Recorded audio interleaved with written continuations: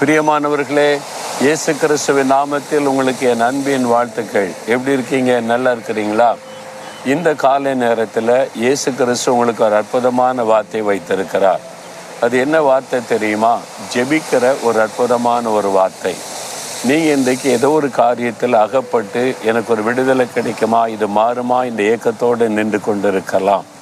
ஒரு பிரச்சனை அது உங்களை அப்படியே அடிமைப்படுத்தி ஒரு சிறையிருப்பில் வச்ச மாதிரி, ஒரு சிறையில் அடைக்கப்பட்ட ஒரு சூழ்நிலை, அதாவது வெளியே சொல்ல முடியாவிட்டாலும் இருக்கிற சூழ்நிலை அப்படி தான் இருக்கிறது என்று உங்களுடைய உள்ளத்துக்குள்ளே கலங்கி கொண்டிருக்கலாம். என்னைக்கு தான் இதுலேருந்து எனக்கு விடுதலை கிடைக்குன்னு ஏங்கி கொண்டிருக்கலாம். ஒரு அற்புதமான ஜெபம் வேதத்தில் எழுதப்பட்டிருக்கிறது. தேவ பிள்ளைகள் ஜெபித்த ஜெபமும் வேதத்தில் சொல்லப்பட்டிருக்கிறது. 126வது சங்கீதம் 4வது வசனத்தில், கர்த்தாவே, தெற்கத்தி வெள்ளங்களை திருப்புகிறது போல எங்கள் சிறையிருப்பை திருப்போம். சிறையிருப்பில் தேவ பிள்ளைகள் ஜெபித்த ஒரு அற்புதமான ஜெபம். நாங்கள் இந்த சிறையிருப்பில் அடிமைகளாக தவித்து கொண்டிருக்கிறோம். எங்கள் சிறையிருப்பை திருப்போம். வெள்ளத்தை திருப்புவதை போல எங்களுடைய சிறையிருப்பை திருப்போம் என்று ஒரு ஜெபம்.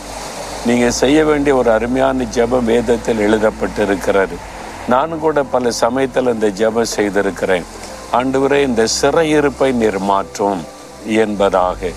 ஆவிக்குரிய வாழ்க்கையில் சில சிறையிருப்புகள் உண்டாகும், சரீரத்தில் சில சிறையிருப்புகள் உண்டாகும், உலக வாழ்க்கையில் சில சிறையிருப்புகள் காணப்படும். சிலருக்கு கடன் பிரச்சனை ஒரு பெரிய சிறையில் அடைக்கப்பட்டதை போல, என்றைக்கு அதில் இந்த விடுதலை பெற போகிறேன், என்றைக்கு கடன் கடன் கடன் வட்டி செலுத்தி சோர்ந்து போன நிலைமை. இந்த சிறையிருப்பு எப்போ மாறும்? என் குடும்பமே ஒரு சிறை மாதிரி இருக்குது, ஒரு நிம்மதி இல்லை, சமாதானம் இல்லை, இந்த பக்கம் பிரச்சனை, அந்த பக்கம் பிரச்சனை, அவங்களால பிரச்சனை, ஒரு சிறைச்சாலையில் என்ன மாதிரி இருக்குது. இது மாறுமா? மாறும். ஆண்டவரால் மாற்ற முடியும். அவரால் மாற்ற முடியாத காரியம் ஒன்றுமில்லை. வேலை செய்கிற இடத்துல சுதந்திரமாக வேலை செய்ய முடியல, ஒரு கைதிய மாதிரி தான் இருக்க வேண்டியது இருக்குது. ஜெயிலில் இருக்கிற மாதிரி இருக்க சூழ்நிலை. இப்படி கலங்குறீங்களா?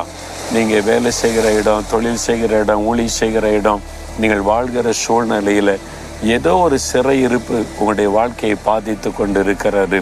ஜெயிலில் அடைக்கப்பட்ட மாதிரி உணர்வை கொண்டு வருகிறது.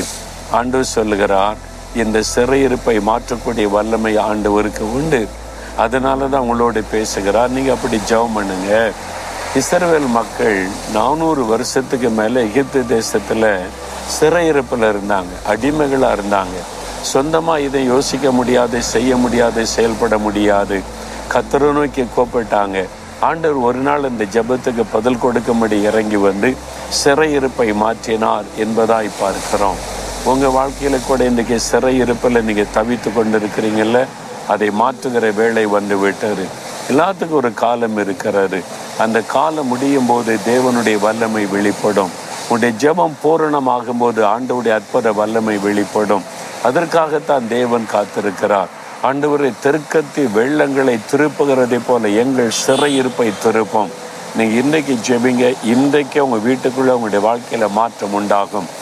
எதை ஒரு சிறையிருப்பாக நினைக்கிறீங்களோ அதில் ஒரு மாற்றத்தை ஆண்டவர் உண்டாக்கி மகளை செய்வார். என் ஆவிக்குரிய வாழ்க்கையில் நான் கடந்து வந்த பாதையில் அநேக சிறையிருப்புகள் என் வாழ்க்கையை சூழ்ந்து வந்த சிறையிருப்பின் காரியங்களை மாற்றி உன்னை மகிழ்ச்சியோடு நடத்தி வந்ததை நான் அறிந்திருக்கிறேன். ஆகவே தான் சொல்கிறேன், உங்களுக்கு இன்றைக்கு ஒரு அற்புதம் நடக்க போகிறது. ஜெபிக்கலாமா? கருத்தா ஜெபம் பண்ணுங்க. ஆண்டவரே, இந்த காரியம் ஒரு சிறையிருப்பில் வைத்து என்னை வேதனைப்படுத்துகிறது. நீர் இந்த சிறையிருப்பை திருப்ப வல்லமுள்ள தேவன். இயேசு கிறிஸ்துவின் நாமத்தில் இந்த சிறையிருப்புகள் மாறட்டும். இயேசுவின் நாமத்தில் ஆமேன், ஆமேன்.